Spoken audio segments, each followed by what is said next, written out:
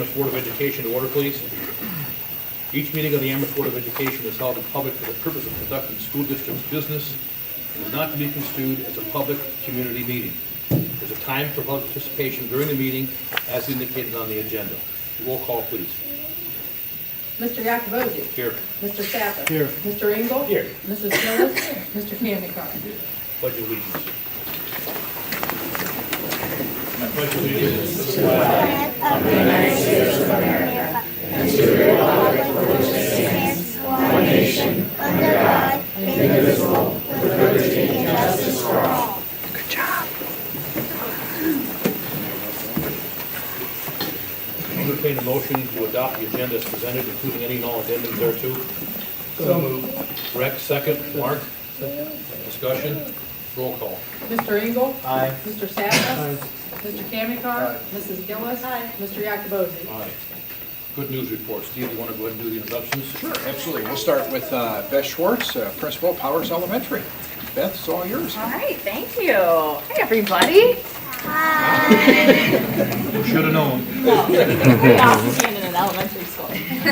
So when I was preparing for the good news report, I was brainstorming with Mrs. Jermuska. And Mrs. Jermuska is one of our first grade teachers, and she's actually working on her building principal internship this year. So she and I have been collaborating a lot and trying to give her some good experience. And so I was telling her about this, and I said, you know, Mrs. Jermuska, we really need to pick something that we want to show off. And since I'm new to the building, I wanted her feedback. And she said, I know what it is. She said, Mrs. Crace is doing the most amazing things with these students in music. When you think of elementary music, you think of, you know, the kids learning little songs and things like that. And Mrs. Crace is doing that. They're learning songs and they're getting ready for performances. But she's also teaching them some amazing music skills. Like, we had her tell just a little synopsis, and she was like, oh, well, in kindergarten, the kids were learning about Beethoven and played Ode to Joy on the boom whackers. Like, exposing the kids to Beethoven, but making it fun with the boom whackers. And then, you know, in first grade, they've been talking about different instruments and learning about rhythms and melodies, and so all kinds of cool stuff. And so we wanted to bring Mrs. Crace here tonight, along with some awesome first graders, to show you the kinds of things that they're doing in music class. So I'm going to turn it over to Mrs. Crace. Hi, I'm Mrs. Grace. Thank you for having me. The parents who came, took some time out of your schedule, and Board of Education and Mrs. Schwartz. Some background information for my class. You don't know, my room, you can see it from here. I teach in the trailer, so it's a very small space, but we make the most out of it. I have the students once a week for 40 minutes if I'm lucky. And I have all the students in the whole Powers Elementary except for the little Comet preschoolers. So wherever we go, we always see someone we know. And before I taught music here in Amherst, I taught special education. So that has really helped me become, I think, a better music teacher so I can reach all the students. So every class we begin with a movement song to incorporate their bodies across the midline so we get both parts of the brain connecting and firing at once. We become music detectives. We look, I put clues up on the board, and then they are able to try to figure out what is music class going to be about today, rather than saying, today's music class is going to be about Beethoven. I put little clues, and then they can figure it out. We do a quick whole group activity. But then we want to get to our instruments, so every music class we do instruments, and then we try to get to the centers, and that's what we're going to see here in a little bit.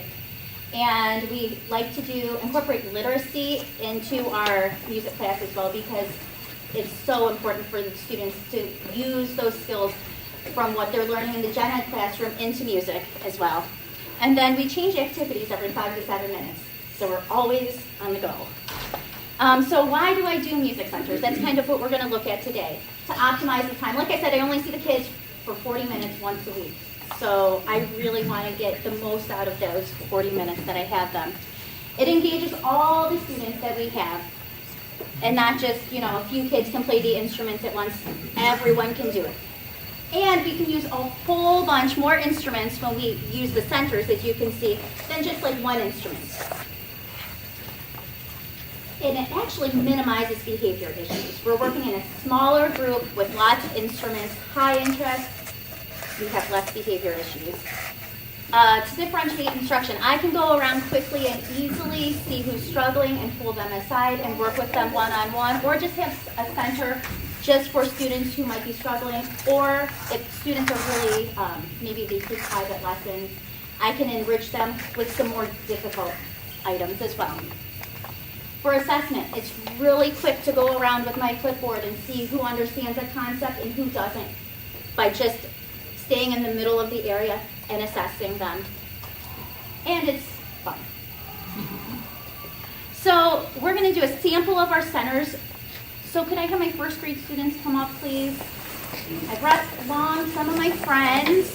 I'm going to put you with different colors, okay? So boys, will you stay at this green table right here? Ladies, can you stay at this red table? The two of you will be coming over to my yellow table. Come on over here. Okay, wait a second. I have too many boys at this table. Okay, being very careful. The two of you go around behind. Oh, you're here. fine. It's okay. I'll move up so it's easier. I would hate for How about that? No, we're fine. Okay, so I'm going to squeeze in the middle. Okay. Now. Okay, so these are set up in the very back of my classroom. And students, we're going to do rhythm today, okay? We worked on rhythm a couple weeks ago. And remember, the straight line is a ta. And the two lines connected are T. Excellent. These are not traditional. These are symbols, and we like to do the symbols before we introduce the formal eighth notes and quarter notes. So we're going to practice real quick, just clapping and saying it. Say it and play it. Can you see the board? A board, ATP somewhere? Can we all see it? Ready? Let's try this first one. Ready? Go. Ta, T, ta, ta. Try this one together. Ready? Ta, ta, T, ta. Excellent. This one. Ta, T, ta, T, ta. Okay, so we have our centers set up, and at each center, they have rhythm cards. I think there are 5 rhythm cards at each one. So boys and girls, what we're going to do is at every table, we have different instruments. We have some drums, we have some rhythm sticks, we have some jingle taps, tambourines, and you're going to play together each rhythm card, and then when you're done, you're going to put your instrument down quietly and wait to switch to the next table. Okay? Are we ready? Mm-hmm. So, if you can't see, we're going to have organized chaos. Bear with us, okay? These are our centers and the tables and the instruments at each table. And these are some of the rhythm card examples that are at every table. Okay, boys and girls, pick up your instruments. Do your first one together. So whenever you're ready, you can go ahead and start. Ready? Ta, T, ta, ta, ta, T, ta,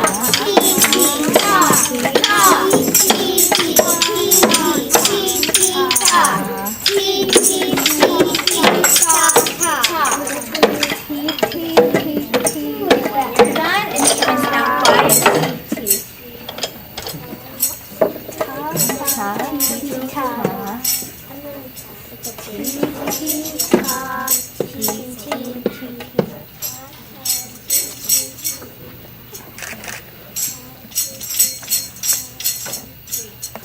Okay, what we're going to do is purple to green, green to red, red to yellow, yellow to blue, blue to purple. Go ahead and switch. Please be really you're careful. fine. Okay, go ahead and switch. Okay, when you're ready, pick up your instruments. Do the next color of rhythm instrument.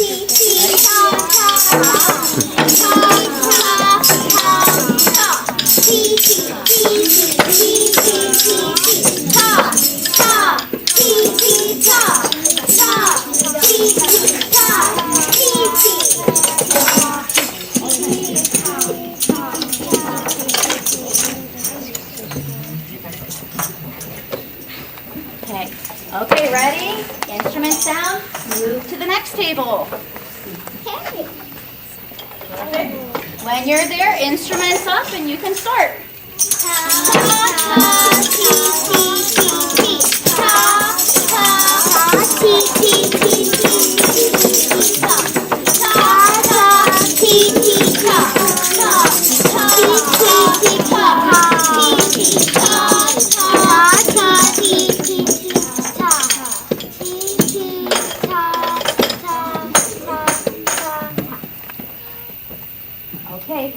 go to the next table.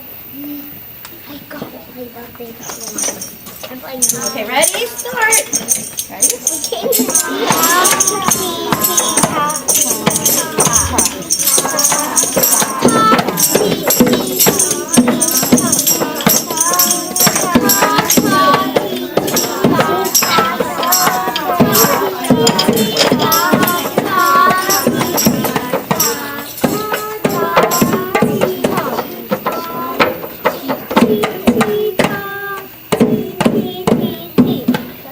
Okay, switch again. Way to finish strong. Good job.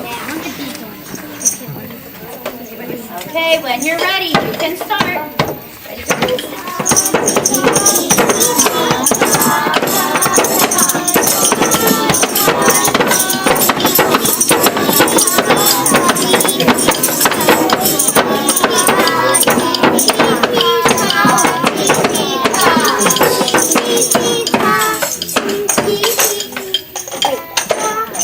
We have one more switch to do. No. Okay, perfect. Thank you, first graders. You may go back to your seats. So that's a little.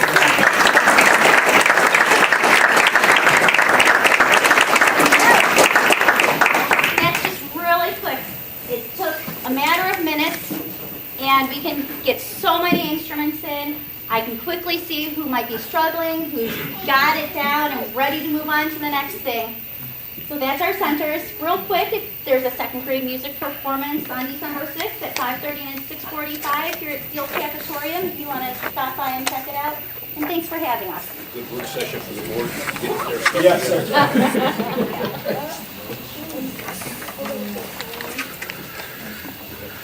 Yes, and we have Jill Giovinazzo, our principal at Northern School, is here to provide our next student report. Jill? Even though it's your first one, Jill, no pressure. Yeah. And then the problem is this. And they're like, when do we get our cookies? He just said, not amazing, but, you know, this is like not hold us up.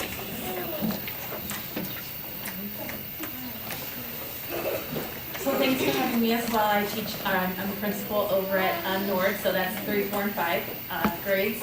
And I just have a few little activities that the kids were working on at school that I kind of took some videos and brought some pictures of. So we celebrated Veterans Day last week with everybody else, and Mr. Kusel, which we didn't know he was going to be here, but he visited Mr. and Mrs. Coleman and Mrs. Dever's classes and talked to the veteran of Armed Forces. And then some other classrooms made different things, talked about what Veterans Day is all about and why it's on the 11th and those kind of things. We, the third graders went to the Quigley Museum right here in Amherst, which I've lived here my whole life and never knew that such a great representation of what goes on over there. It's really cool. They went to the one-room schoolhouse, did an arithmetic lesson there, and visited the Quigley Museum. There was a blacksmith shop and all sorts of different things going on over there, so the students all had a great time there. And then some of our teachers, Mrs. Hammond and Mrs. Andrews, their classes made an Indian Native American artifact museum, and every student made some kind of an artifact, wrote a report about the artifact, and then invited all the other classes in the building out to tour the museum. So it was a busy day out in the trailers, that's where they're located, and everybody was cycling through, but it was a lot of fun to see everything they were working on, and the students were really proud of it as well. In the fourth grade, we have Mrs. Delvecchio's class is working on some different STEM activities. So in this was around, this was this fall, and they were talking about how you could bob for apples without putting your face in the water, like what you could do and what you could create with so much materials in order to not have to stick your head in the mucky water to bob for an apple. So these students were building different apparatuses and then testing them out on them as well. So they got so much time and then had to attempt to try it out.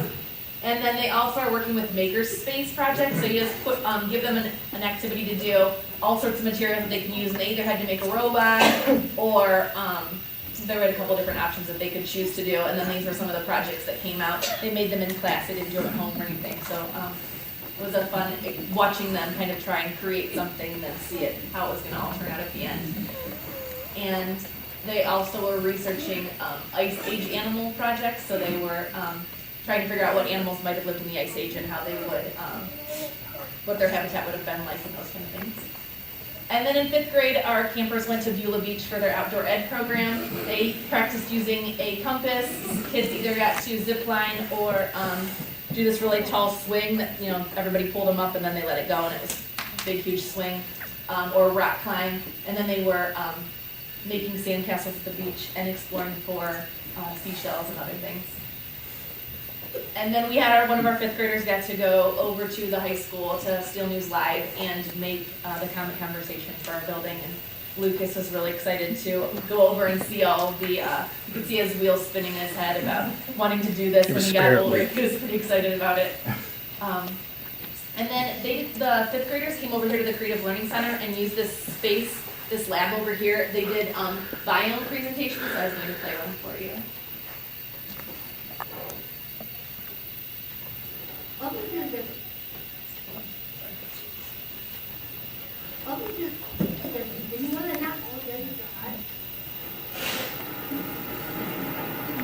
Yeah, did you know that also this is named Antarctica?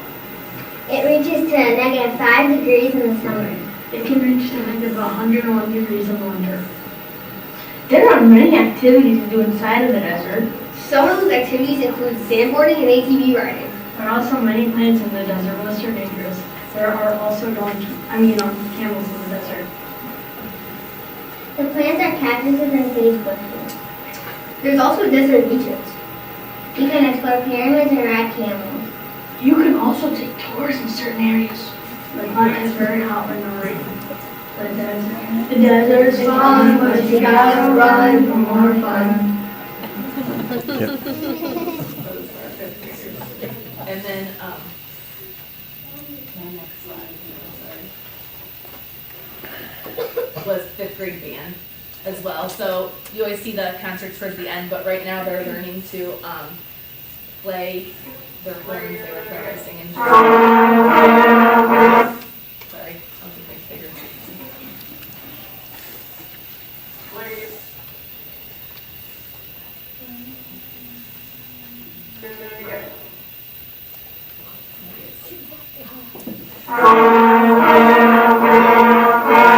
Not so loud, and next measure go.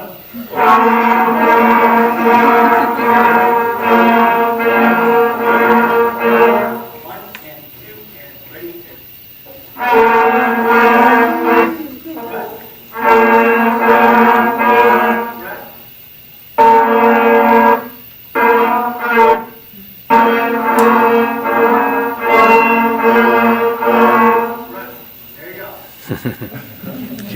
Starting band, so they're going to be performing December 11th. If anybody wanted to go and see that as well. And then for character education, we've been trying to grow our school culture, and we had the Ned show come out, and Ned's theme was to never give up, encourage others, and do your best. He gave a really great performance to the students, and he used everything he did was with a yo-yo. So he talked about all the places that he traveled in order to,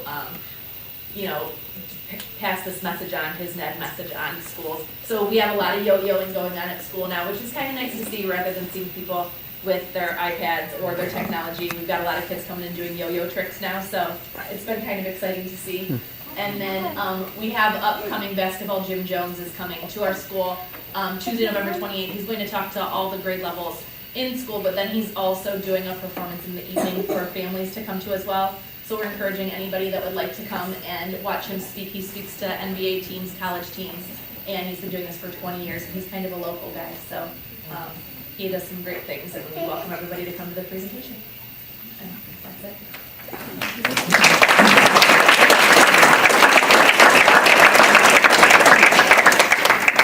And I just wanted to follow up if I could.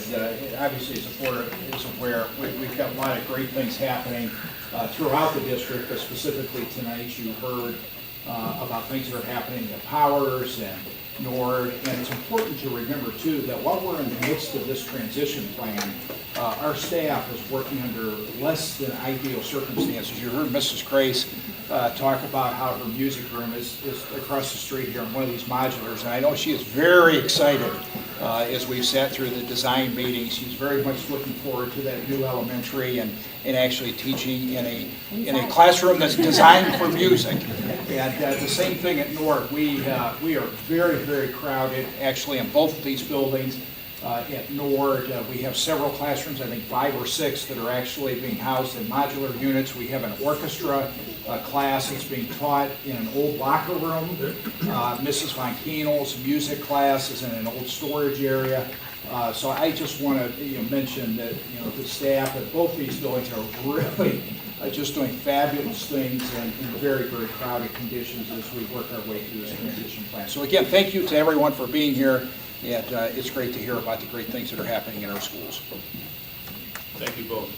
And you two little ones. Do they get cookies? That's what they want. They want the cookies. We don't need them, so go ahead. Okay, see that no one has signed the sheet to address the board. That being the case, I'm going to move on, suspend for that item. More fun stuff, treasurer's report. Okay. I have no report this evening, but the treasurer's items that I have listed, I'd like to go over a few of them for you. We have the board minutes from the October regular board meeting, and that would be a separate motion. Mr. Ingram was absent. We have our financial reports. DS Benefits is our insurance consultant that Amherst School has used for a long time, and their prices stay consistent for the last 5 years since I've been here, and they bring great value to the district. I'm asking the board to approve their services for another year. Also, that you'll find advances and transfers, and I'd like to talk to that about that for a moment. You have your advance of funds that we've advanced out of general fund to the grants that are listed in June to close the year, and we're returning an advance tonight with your approval. We also have a transfer of funds we have to establish the 034 fund tonight, which is when you build a new building, you have a half-mil maintenance requirement, and the board has chosen to use the PI fund to cover that. So the amount of $272,025 is the half-mil requirement that we'll have the board transfer from the PI to the 034 fund this evening, and we'll also transfer $41,951 from the Amherst School Education Foundation fund from fiscal year 2017 to the PI. This is the commitment that the Amherst School Education Foundation trustees made to help build this very room we're sitting in. So they had voted to give the school district $200,000 over 5 years or whatever came first. So this is the third year that we've replenished the funds that we have extra. So we're glad to do that this evening. Then our donations are as follows. We have $250 donation to the Special Olympics from the American Legion Post 118. We have $1,265 donation for the boys golf course rental, and that's from the Common Athletic Boosters. We have $1,500 donation for production work with the theater group, and that comes from the Theater Boosters group. So I'd ask the board to approve treasure recommendations 8A and then 8B through H. Okay, the motion for 8A first, separate. Is there a second? Okay, discussion? There would be discussion. I would ask that we so it would reflect that I was not the applicant. Okay, I don't know that, Mr. Engel, I apologize. You absent in October? Yeah, you were. Yeah, it was Bob. He was not here in October. Okay, so I'm sorry, You can't make the motion. So Mark makes the motion. I'll second. Read the second, any discussion? Roll call. Mr. Sappa. Aye. Mrs. Gillis. Mr. Engel. Aye. Mr. Kamnikar. Mr. Yakubowski. Entertain a motion H, B through H. So moved. Is there a second? Discussion? Roll call? Mr. Engel. Aye. Mr. Kamnikar. Mr. Sappa. Aye. Mrs. Gillis. Mr. Yakubowski. Item 9, potential for Steve. Yes, just a few items here. Quickly wanted to update the board. Our demo process is on schedule. Actually, I drove by a shoot today, and everything is pretty strong. And I know they're in the process of spraying some topsoil at this point, so that'll be wrapping up here within the next couple of weeks. I know same thing over at Harris. So within a couple of weeks, the demo process should be complete. The design process is ongoing, and I think our next meeting is, I want to say next Tuesday, I think it is. We'll have our team again meeting together, so that process is moving forward. I did want to draw attention to something and pass along some credit to Chuck. We talk a lot about doing everything we can when we get opportunities to become a little bit more efficient and to save some dollars here or some dollars there, not just on bigger items, but just day in, day out things that we do. And I know one of the things Chuck has done is he has, over the first 2 months of school here, evaluated our trash pickup situation with Allied Waste. And one of the things that Chuck had determined is that our trash, our dumpsters were being emptied oftentimes, and they weren't clear full, maybe half full, maybe a quarter full. So after studying this for 2 months, he's made an adjustment with Allied Waste so that they're only picking up our trash 3 days a week. And this ensures that our dumpsters are either full or nearly full when they're empty. Because we're obviously charged, every time they come out. And just a little thing like this will result in a savings of $7,000 a year. So I just wanted to share that. I know Chuck just gave me this update this morning. It's, again, just a little thing that we've talked a lot about. Fiscal responsibility is a mindset. It's the way we do business, day in and day out. And I just thought that was a real credit to Chuck and his team as he worked with the custodians and the maintenance guys to kind of assess what was happening and what adjustments needed to be made. And again, so just wanted to share that with the board. And thank you very much, Chuck. Can I make a comment? Sure. I also want to say thank you too for taking care of, we all got an email about a safety issue at one of the schools, and Chuck got right on that and fixed that, and I appreciate that, and I think that's nice. Thank you. Very responsive. Thank you. And just a couple other quick updates. Buildings and Grounds Committee. Actually, we've been working on a tentative list of projects for next summer. So we are going to try to meet sometime in December, if we could, to start the review and prioritize. As long as it's something warm, I'm fine. That list of potential projects for summer 2018. 7:30 in the morning, right? At 7:30. And it should be a little less, I will say, it should be a little less hectic this next summer compared to what it was this past summer. We're not planning on moving modulars around, and although here at the high school we do have a relatively major HVAC project taking place, but I know Chuck is looking forward to his second summer here compared to what he stepped into this year. But we'll be in touch on that. And the last thing, again, it's hard to believe, but we're already starting to work on some scheduling things and some items for next school year. We actually have had a couple of meetings. Mike and I are working on the music schedule. If you recall, orchestra moves to the high school this next year. We've been phasing this in. We have it at Nord, we have it at the junior high, and next year we will have it with our freshmen here at the high school. So we've had some conversation with Mr. Barbero and Anna Balmer, looking at what that music schedule is like, because as you're aware, our music folks travel from building to building, and putting that together is like a big jigsaw puzzle. And the other thing we need to figure out is where is it going to be here in the high school, and what adjustments do we need to make, if any. So that process is starting. And it's just neat to see these things, develop. something that we started 3 or 4 years ago as we continue the phase-in process. And then one of the things we want to do is not just think about next year, but then of course the year after that hopefully our building will be ready to open, and then we'll make another adjustment with our grade configuration. So of course that impacts the schedule. So we're trying to plan for next year with 2 years down the road in mind as well. So certainly we'll keep you updated. But at this time, that completes my report. Please confirm our next core meeting is the 8th, is that correct? Core meeting, yes, second Friday. 9 o'clock is June. Okay.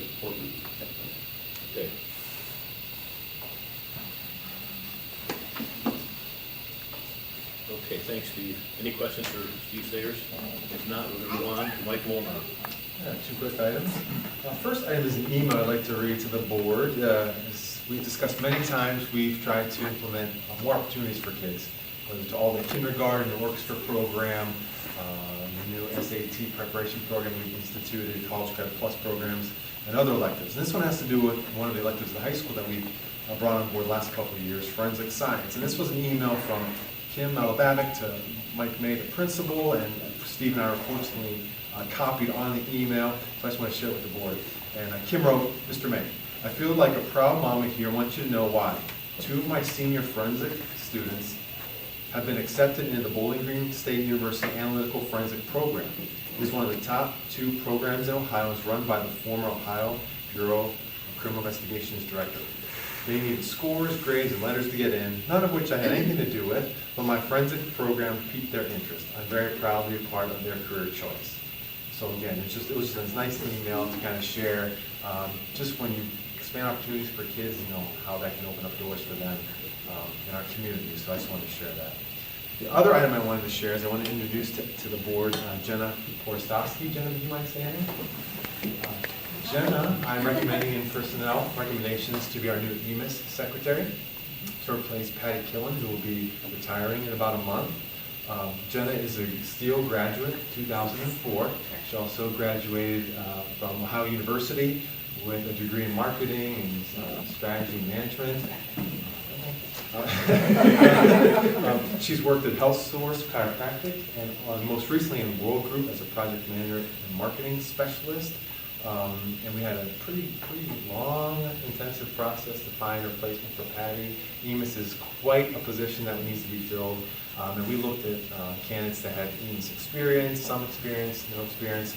And Jenna, with her enthusiasm and just some of the things that she could bring to the position, in addition to her data management and experience that she's done event management, event planning, marketing, and many other areas. We just felt like she was just an excellent candidate to bring. Plus her love for Amherst and wanting to be here. You know, we've had some success in recent history with people who work in the private sector wanting to do more and have a more meaningful, I guess, position in just the private sector. And we've talked quite a bit, and Jenna saying that, you know, while it's enjoyable and a good position to have, she wanted something more meaningful and desire to come back to Amherst and work for the district and work for the school district. And we just couldn't pass an opportunity. So I just wanted to introduce you to Jenna, and thank you, Jenna, for being here today. With the nail on the head, so I just wanted to show my face, and if you guys ever need anything, I start dates tomorrow. I'm looking forward to it. And she's going to be able to overlap with Patty. Patty's not retiring to December 20th, so they're going to have quite a few weeks to kind of work together side by side, day by day, to get caught up and get where she needs to be. And that concludes my report. Thanks, Mike. Any questions for Mike? There's still time, Jen, if you want to back up. Run. Rex, you're up. Just a quick update for the JVS. It's the season. If you haven't gotten your I already did. cookie thing, it's due already. I already did it. They told everyone to receive that, so I didn't pursue that with Teresa before you asked me about that. The programming this year is going very well. We're in the process of, if you haven't been out since we have redone the lower level, it is now complete. I would encourage all of you to go down into the medical area and take a look at what all of the renovations happened down there. We're in the process of looking to see what project we're going to undertake this next summer from that perspective. We haven't made any decisions on that. Otherwise, it's been a very, very solid year. We've had a very positive response from the total number of ninth graders. You know, for the last 4 or 5 years, we've increased the number of ninth graders that we've taken to the JVS, and that program has been very well received. So we're looking at seeing if we have enough space to expand a little bit on another level about taking more of those students so that they would actually be at the vocational school for 4 years and not just 2 years. But that's been kind of a battle that we struggled with, but the pilot program that we've done has been very, very well received in the last 3 years. So we'll see where what direction we go in there. I'd be glad to entertain any questions you have about the JVS. I don't have any questions, but I have a comment. I wanted to say that I went there last Thursday with a bunch of other nonprofit groups, and we went for like, I think it was a 5-course meal to the Buckeye Room. They did a really nice job, and it was really nice. And then that's when we got our cookie orders, and we all filled out our cookie orders, got that all done. So I'm excited. I got my cookies. But it was really nice, and I haven't been there since they redid the whole Buckeye Oh, you haven't Room. been in? No, so Buckeye it's was beautiful. 2 years ago, yeah. Okay. I thought you went to it wasn't done when we had a total board meeting here. No, we did that, but. We did, but it hadn't been redone yet. Yeah. It's been redone. Yeah, it's really Quite a while, nice. yeah. Yeah, they did a nice job. And if you'd like to go back and have another one, we can certainly do that so that you can see all the things that I'm talking about from that perspective. I think we were doing the Buckeye really There. and it wasn't that Okay. possible, yeah. Yeah. So we can certainly do that again if you would like to do that, we can make that happen. A comment towards the trade, and it's good that there's a lot of interest in the next trade in 4 years there, because there's definitely a dip in trade people in the market out there. So we need more trade people, so that's good that that's gearing up.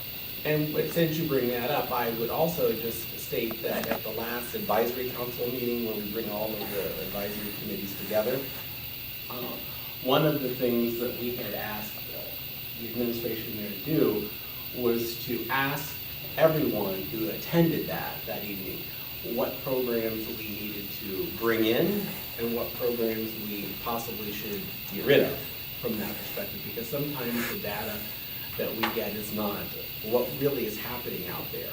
And if you recall, a couple of years ago, we did away with administrative position, that curriculum. However, it is surfaced very much that there's a curriculum like that is desired, but in a whole different way than what it had been being taught. So that, that list will be consolidated and then see what we can do, because we do know that we have some available space. We also know that we have the building out front where NASA was, so that could all be turned into classrooms or office space or whatever, and then take some of the office space and convert that into classroom space. So those are all things that we are looking at from that perspective. I hope they mentioned HVAC as well. They did. That was on the list. That was there. That's on the list. That was one of the comments that was on there. Yep, and I graduated from the yeah. So, yeah. Very good. Good. Anything else for Rex? Thank you. Personnel recommendations. Yes, thank you, Mr. Jacobozzi. I know the board has actually had several days to review these agenda items, and I wanted to specifically point out item B, obviously is a recommendation to employ Jenna as our new EMIS person there at the board office. Several personnel items there, contractual items in item E, and some other personnel items. And again, I know you had an opportunity to review these, and at this time would like to recommend items 11A through 11N. Is there a motion? Is there a second? Discussion? Still time. Roll call. Mr. Zappa? Aye. Mr. Kamdekar?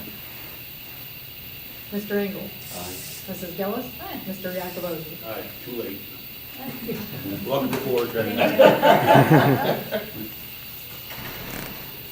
Okay, educational recommendations? Yes, just wanted to highlight a couple of items here. Item B is a resolution to support Senate Bill 216, and as the board is aware, there's been a number of state mandates that have been passed over the years in a variety of different areas. And actually, most recently here, I think it was Senator Huffman introduced some legislation that has become known as the Education Deregulation Bill. And what this legislation or what this bill seeks to do is to streamline and remove some of those mandates that have been put in place over the years and in a wide number of different areas. So pending your approval of that item, we will be sending this resolution to all the members of the Senate Education Committee, of which I think Gail Manning, our senator for this area, is a part of. So again, this is a big step, we believe, in the right direction, so wanted to provide that a little bit of background as well. The other item I wanted to mention is item C. As the board is aware, we've been looking at a possible contract with someone to do some imaging of our records. We talked several months ago about the situation at, I think it was Willoughby Eastlake, and the fire that occurred there, and of course our pending move once the elementary school is open. So this is an agreement with Strategic Solutions. They work with about, I think it's 250 school districts across Ohio. And we don't have an exact price to give you at this time, but essentially what will happen after we looked at a number of different proposals, again, pending your approval, they will come out and they will pick up all of our financial records, our human resource records, our special education records, and then they will evaluate those with the records consistent with the records retention policy in Ohio and here for the Amherst schools, and then they will make recommendations in terms of what they think we should digitally scan, what records can be discarded, and maybe what records that we still need to keep, but maybe only for another year or two, and then discard those items. So what we hope to come back to you with in a couple of months is specific information as far as an estimate of what the total cost will be based on their evaluation of our records. So again, just wanted to provide that. There's a number of policy recommendations as well. We do this twice a year, and Neil, a very valuable service. Bob and Ron have had an opportunity to review those. And the final item there is a contract with the Holstein Center and Cleveland State University for commencement. But we will certainly keep everyone updated before we move forward from that point. And they will make the recommendation based on the law. Yes. What we have to keep. Correct. And Yes. so if it's not necessary to keep it, we're not going to scan it, we're going to destroy it. Right. We're looking at about 2.5 million sheets of paper, if I'm not mistaken. Right. That's a lot of paper. Very labor intensive. I just did it with my company. Over a million sheets took a year to do it. Took 2 years out of prison, and I think they're still doing it. It's a lot of work. And this is something that, as we've talked, a lot of school districts are looking at this now, and of course with the move to the new building here in a couple of years, this is a perfect time to be looking at this, and because we don't want to be here in the summer of 2019 with all these file cabinets and full of things that we may not even need to keep. And in fact, we even have some of our records stored in various places. So this is just a perfect time to look at it. We'll certainly keep everyone posted. In the treasurer's office, we have to add that we're doing our part of this because the new software that we're currently using is making an image of everything we do. It creates an image. So going forward, when this company comes, whether it's quarterly or semi-annual or annually, to pick up things to scan going forward, they'll have no items from the treasurer's office, maybe except board minutes. Are your items scanned in such a way that we can retrieve the treasurer's documents as well as all the rest of the documents in one single way, or do we got to go to two separate sources to get the information? Well, probably two separate sources because within the software, it has called Tyler Content Manager. It's a housing place for all of our documents, whether it's a purchase order or a check or an invoice. It's all scanned in that.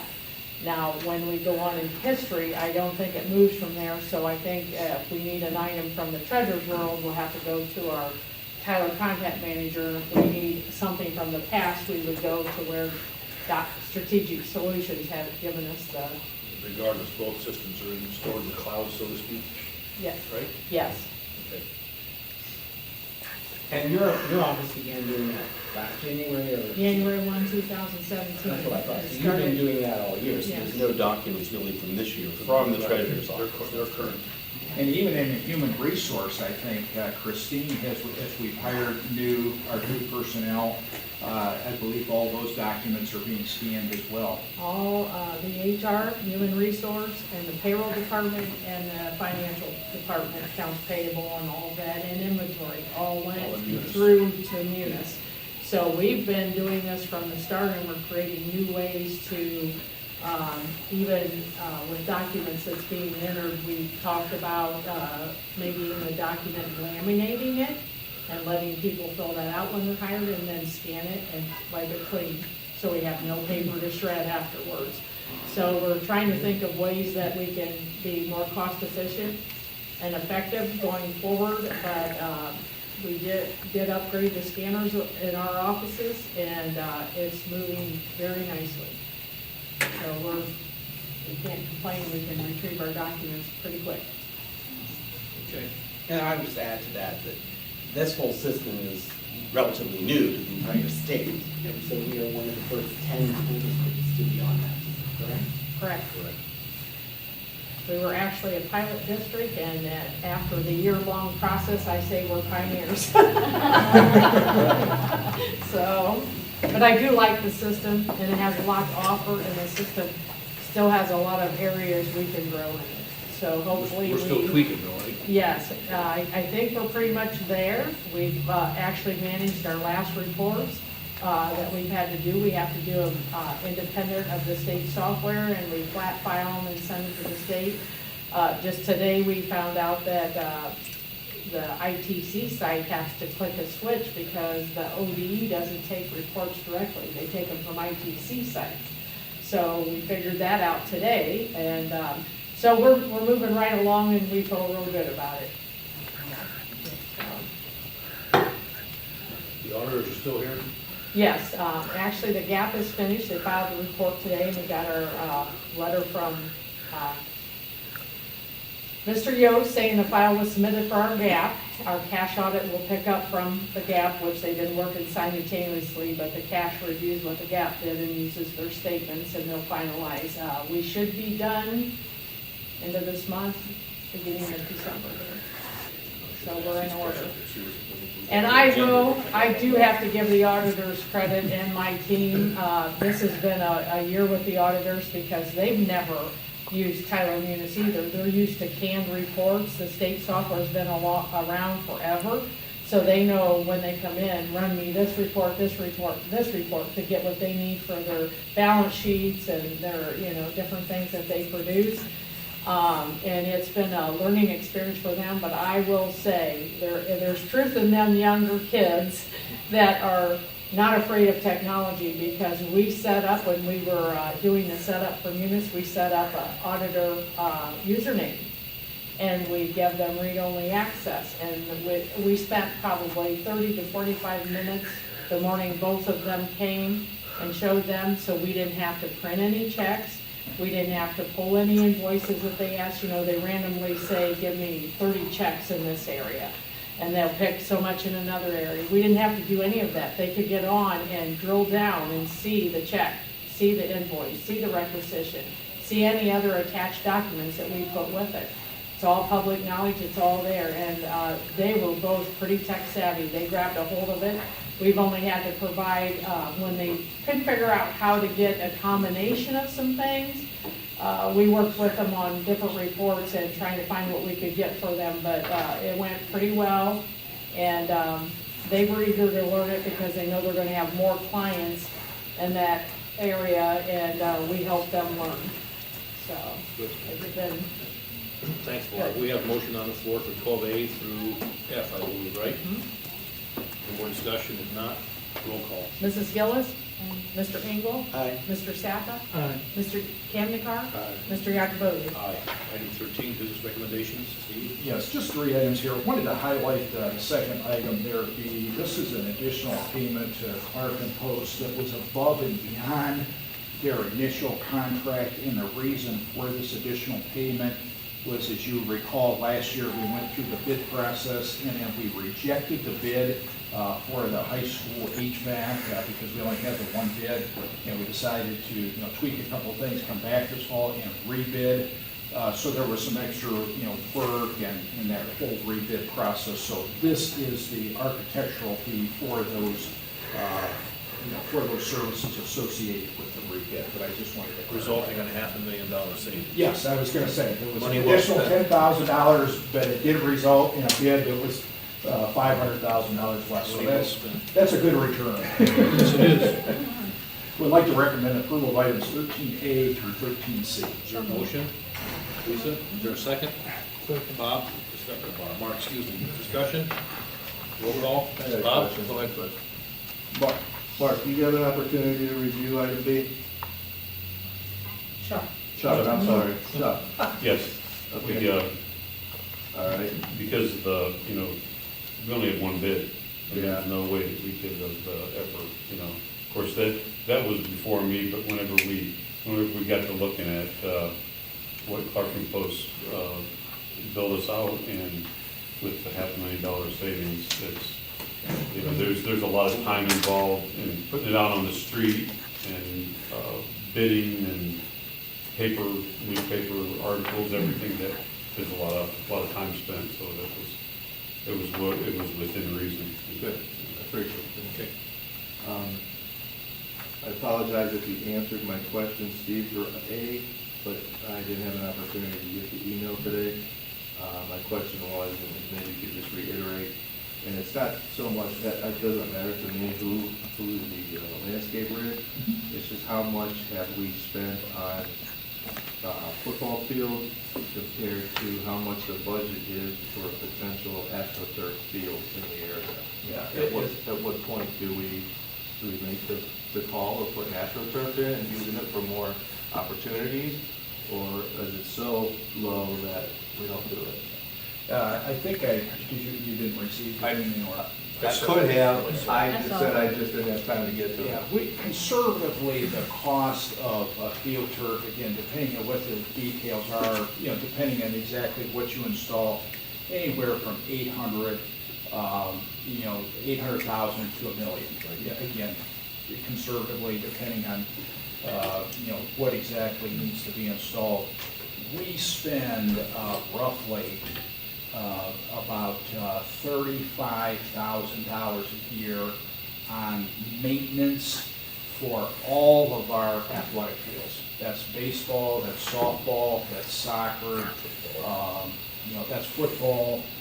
That's what we spend for fertilizer, supplies, so that if you look at 35 years, or 35,000 a year, over 20 years, we're looking at, roughly 700,000.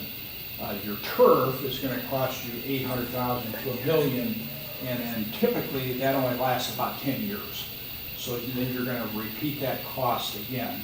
So you can see that clearly over time, it's much more cost efficient to maintain grass field than what it would be, to install turf. The myth that turf over time is more cost effective.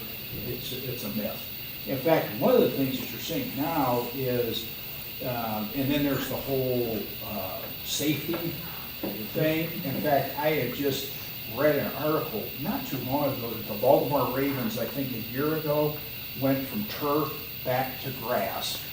And I find it interesting that in the NFL, where money is not an object, there's actually more grass fields than there are turf fields. I thought we talked about that one So, time too. when we yeah, talked which I about think turf. is, that- very interesting. Yeah, that they having the sod is so much better. Yeah, so but it's to see even at the professional level where there's so much, obviously money to deal with, actually with more grass fields than what you have turf fields. So, and I know the turf field isn't the thing, but I know our coaches and our kids, they actually like playing in the grass, and actually it's more, we think cost effective. And we actually did a whole study of that. I don't know whether you did that or that was right before Mike came, when we were having all of the drainage problems. Yeah, I remember that conversation. Yeah, I just- when the football field was a mess, Mhm. and we had all the drainage problems, and I'm sure that several of you in the room could remember. Oh, yes. There was water laying in there constantly. And we did a whole study, a whole evaluation. We had turf people out, and we had grass people out, and the comparison was then that it was more reasonable and economic to maintain the grass. And that's when we went the route we did from that perspective. So I think the turf probably has gone up in cost from what we originally done Sure, yeah. from that perspective. And the safety was a huge issue at that point in time as well, from the injury standpoint. I was just curious, because there's a lot of turf in the area, and I can't believe that all the schools would put it in. If you want to give somebody naming rights to go ahead and put it in, fine, have at it. Yeah, but there's that much of a serious injury thing, why are so many high schools doing it? So I was just curious on the price difference, if we studied it, and It's probably just because now it's been out a while, the facts are really just starting to hit. That was a telltale, when you see an NFL team Yeah. going from turf, that was just a year ago, going from turf back to natural grass, and there are more NFL stadiums that have natural grass than have turf. I remember I just doing think all that's. And I think that Avon Lake was the first. Which one of them has it? I don't Midview remember. has it. Avon Lake, right? Avon has it, Midview. Avon Lake has it. Yeah, but they both had people who were willing to give They them. have naming responsibility. Yeah, they had people name that turf field from that perspective. Back in the Because day. we asked that question, how could they afford that? Right. From that perspective. And Huron did it too, through Kalahari. Yeah, well, all the way around. so Darren, if somebody would donate enough money for us to do turf, we probably wouldn't do it because of a safety issue. Well, if somebody said, here's a check for $1 million, I think we have to have that discussion. That we're not saying turf is unsafe. It's just there is some research out there that suggests that it may not be the same as grass. But I was just We curious looked, on the we looked price at this, we difference. looked at this back in the 90s when I was the president of the quarterback club. We brought the Cleveland Browns here, and they told us it was $1 million a then. Oh, wow. Who knows what it would be now? I do have one other item, not about turf or So you football. found us, we need to finish this one now, no? Somebody- Never mind. Well, no, we don't have anything on the table, do we? I'm done. Are we still? We're still Yeah, we're on still on 13A the- through C. Yeah, she's finished. Okay. You want to vote on it? You want to go to the, bring it up? No, what I want to bring up has nothing to do with any of these items. Okay, we'll take we already got a motion and a second on the floor for items 13A through C. No other discussion, it's not roll call.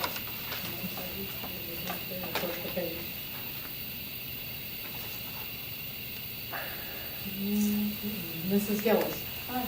Mr. Sapper. Aye. Mr. Kamikar. Mr. Engel. Aye. Mr. Yakubowski. Aye. Rex, go ahead. I actually should have brought this up when Mike spoke, but it's not really pertaining to Mike. I received an email over the weekend from a citizen who has some concerns with what kind of reporting and documentation do we do with bullying issues, okay? And incident issues. And I just think it's important, and I know that we had talked to that before, that on an annualized basis or on a biannualized basis that we would look at the incidents that we have throughout the district so that we have a record of what they are. And I know that they're there. So I think we should make that information, it is public, and people don't know that it's public, so I think that if we could have those facts and figures available to us at the next board meeting, it would help us to respond to some of those issues. This person happened to be from the junior high, okay, and didn't feel that they had gotten enough response from the junior high. At first, they didn't think that there was an issue, and they still don't know whether there was a real issue or not from that perspective. And I think that we just need to make sure that that information is known from that. And they don't want me to share their name, they brought it, and just that I want, to know what we do. And I said, well, we do track that stuff, we do have that data. So I just think if we put it out there, it would be something that everyone will know, so that if they do have a concern or issue, they can certainly contact. And they did, they contacted the principal, and they did what they were supposed to do. But they wanted to know if we track that. And I said, absolutely, we do track the incidents and the process and the procedures that are in place and how they are disciplined or non-disciplined or what we do. Anything else? Entertain a motion to adjourn? So moved. Discussion? Mrs. Gillis. Aye. Mr. Kandenkar. Mr. Sappa. Aye. Mr. Engel. Aye. Mr. Yakabaski. Happy Thanksgiving, everybody. Yeah.